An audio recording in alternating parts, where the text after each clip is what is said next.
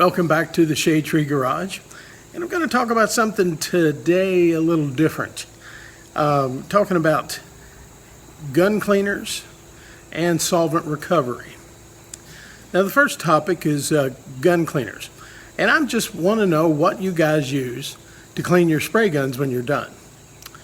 Now back in the day when I had my single man body shop, I used lacquer thinner. I could buy it $25-30 for a 5-gallon can of it, and it would last quite a while, and I just used it liberally to clean up my spray gun equipment, and it worked fine.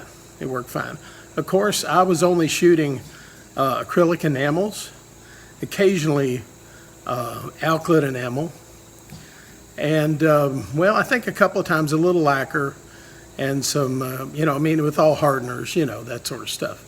Nothing, and of course primers, always, primer surfacer, and sealers. I was always been a big believer in sealers. After you're done with the body work and your primer, always painted a coat. It gave every car a couple coats of sealer, so that you would have uniform. Well, the benefits of sealer: uniform color holdout.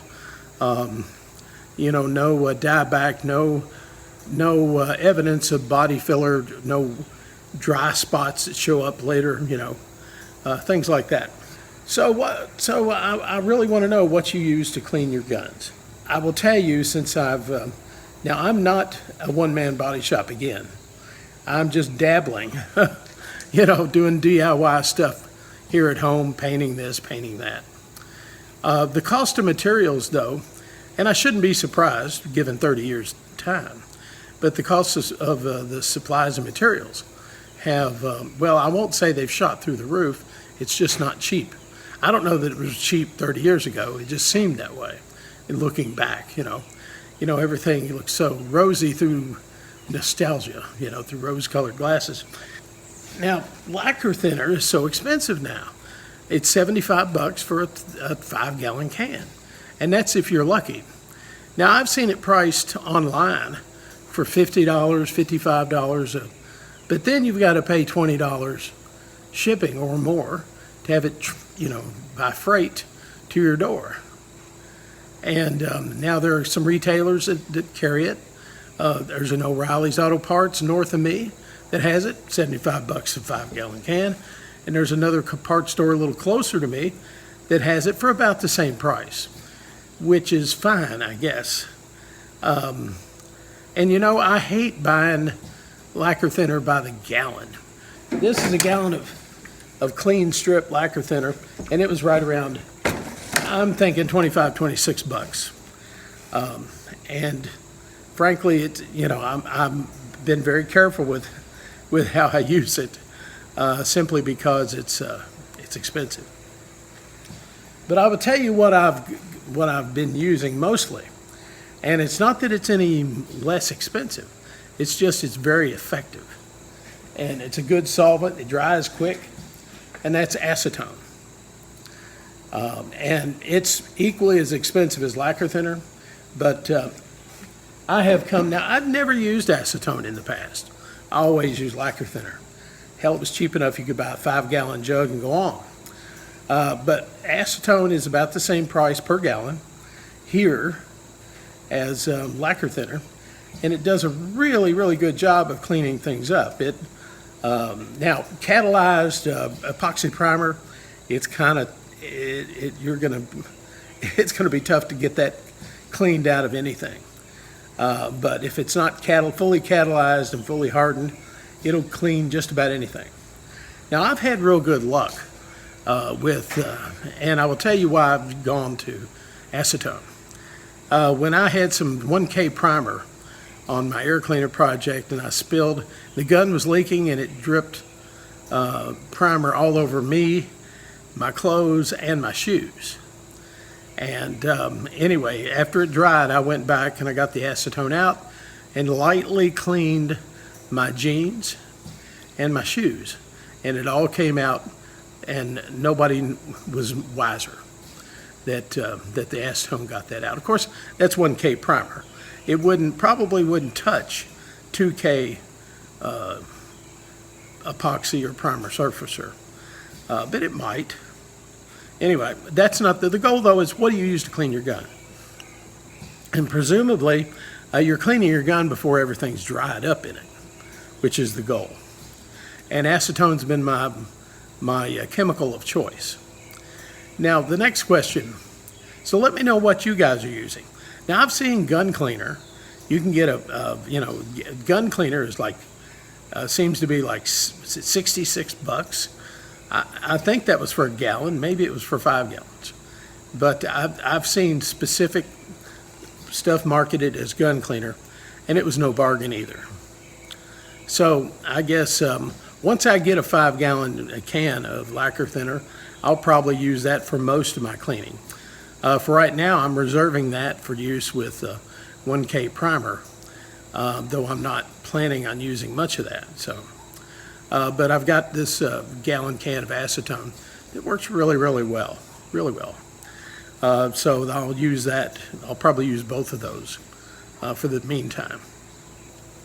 Now, the next question I have is solvent recovery, and that's a fancy word for what do you do with your leftover paint and your solvents, like your gun cleaner. What do you do with that? Now, back in the day, again, I was a single-man shop. It wasn't a huge issue yet, but it was on the verge of becoming a huge issue. One-man shops had such small production and generated so little waste that we weren't really on the radar screen, of anybody's radar screen. The EPA was looking at larger volume shops and making sure that their waste were properly disposed of.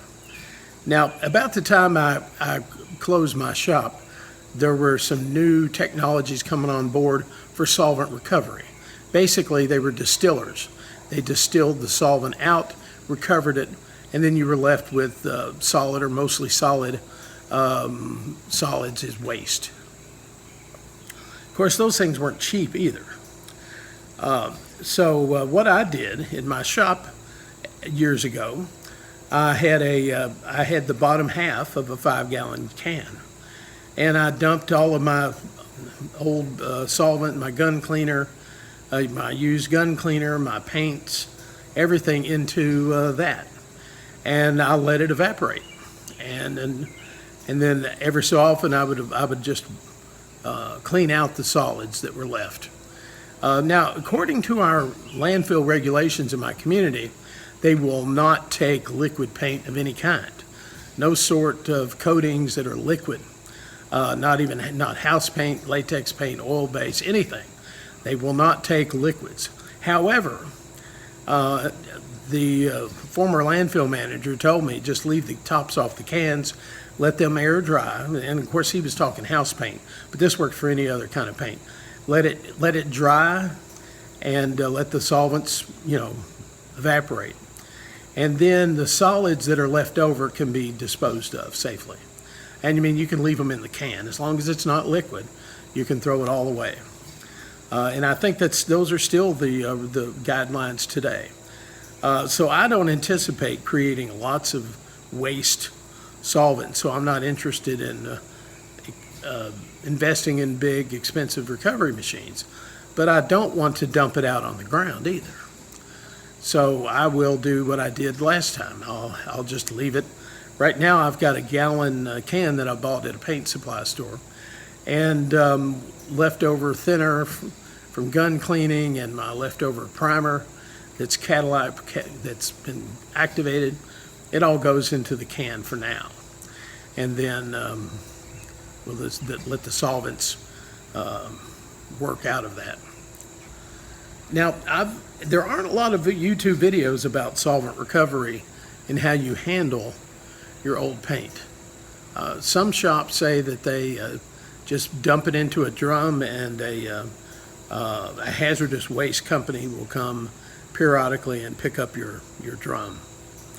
Again, I do not plan on generating enough waste to be on anybody's radar screen. However, that doesn't mean I want to dump it out on the ground anywhere, especially not in my neighborhood. Now, this leads me to an interesting story. Now, I went to Indiana Vocational Technical College to study auto body, And one of my classmates ended up, after he graduated, he took over a body shop on 7th Street Road in Louisville, Kentucky.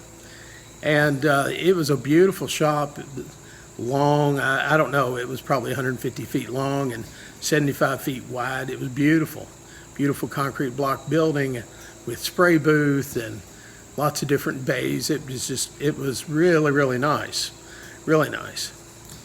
Well, he, when he had solvent to dispose of, leftover paint, leftover primer, he went outside his building along the foundation, and it was between his building and the one next door. There was a space, I don't know, 6, 8 feet, 10 feet, and so he would pour his paint out right along the foundation, going down back towards the whole length of his building. And so it was kind of a kaleidoscope of colors, from base coats to various colored primers, and mixes of such as you might find in a bucket where you've been dumping paint gun solvents.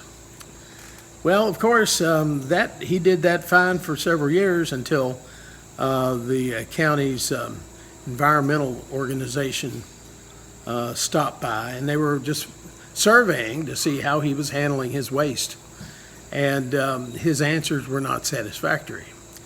And so they just took a little look around outside the building, and they saw his waste disposal system was actually the foundation of his building.